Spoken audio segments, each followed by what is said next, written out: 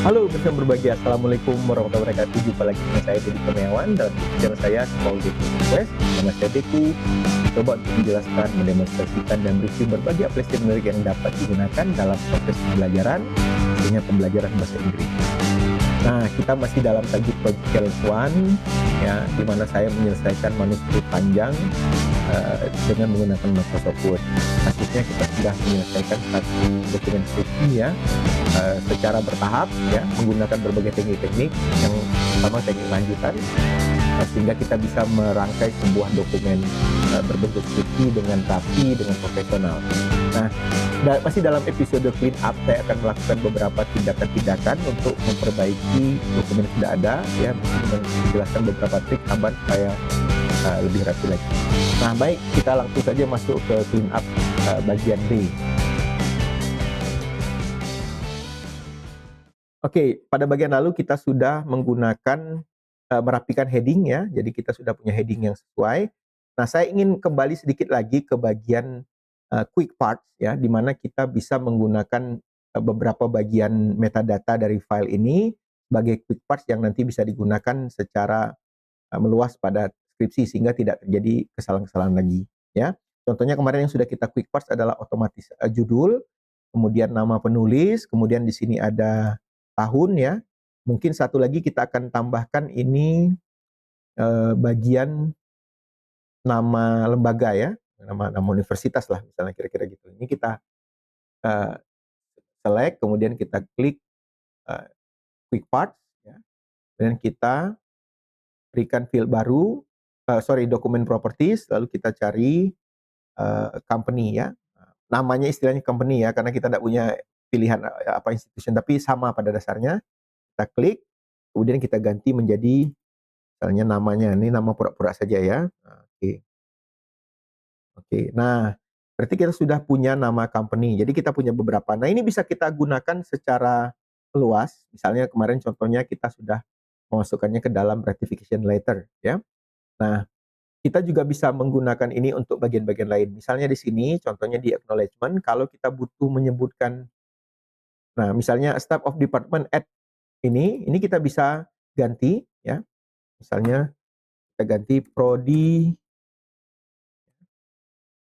pendidikan bahasa Inggris, koma. Nah, ini kita tidak perlu ketik, tapi kita bisa gunakan quick parts, dokumen, kemudian kita beri company.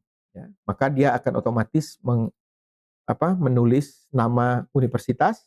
Ya. Kalau di atas kita ganti, itu dirubah, di bawah juga akan berubah.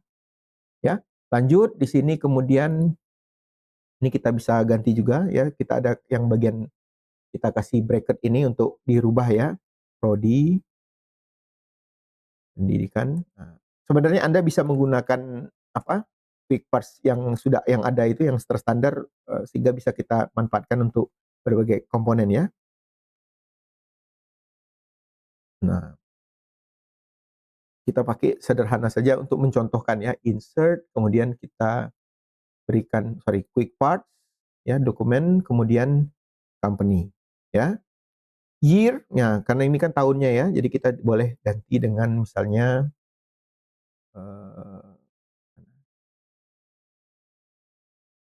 quick parts, dokumen property, kemudian year. Ya, mana ini? Oh, publish date ya. Nah, karena dia masih menggunakan template atau default dari date ya, ini kita rubah dengan klik developer, kemudian kita ganti properties, kemudian di sini display date-nya kita ganti dengan formula atau rumus YYYY ya, tahun dalam 4 angka seperti ini. Oke, ini sudah. Nah, ada satu lagi di sini abstrak ya. Kita juga punya quick parts ya, berbentuk abstrak di sini. Kalau kita perhatikan ada ya abstrak. Nah, ini kan kosong. Saya akan ambil sebagai contoh saja, lalu oleh karena itu saya ambil bagian ini. Oke, copy.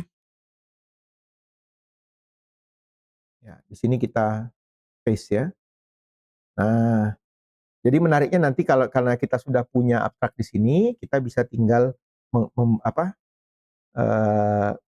menggunakannya di bagian lain ya. Nah, ini kita style dulu supaya rapi ya, pakai style body.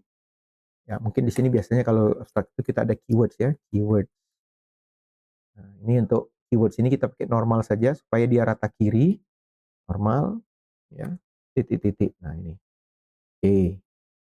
Ya, udah rapi. Oke, apalagi? Ya, sepertinya kita sudah menyelesaikan clean up bagian kedua, yaitu membersihkan bagian dan menambah fungsi dari part. Saya pikir dari saya itu dulu. Terima kasih. Nah, video ini sangat pendek ya, kita cuma merapikan satu bagian yang masih bisa kita rapikan ya, supaya nanti kelihatan lebih profesional. Sementara itu dulu, kita akan jumpa lagi dalam video berikutnya. Untuk itu jangan lupa untuk like, share, dan subscribe agar Anda mendapat notifikasi saya membuat video-video konten baru. Dari saya itu saja, terima kasih. Assalamualaikum warahmatullahi wabarakatuh.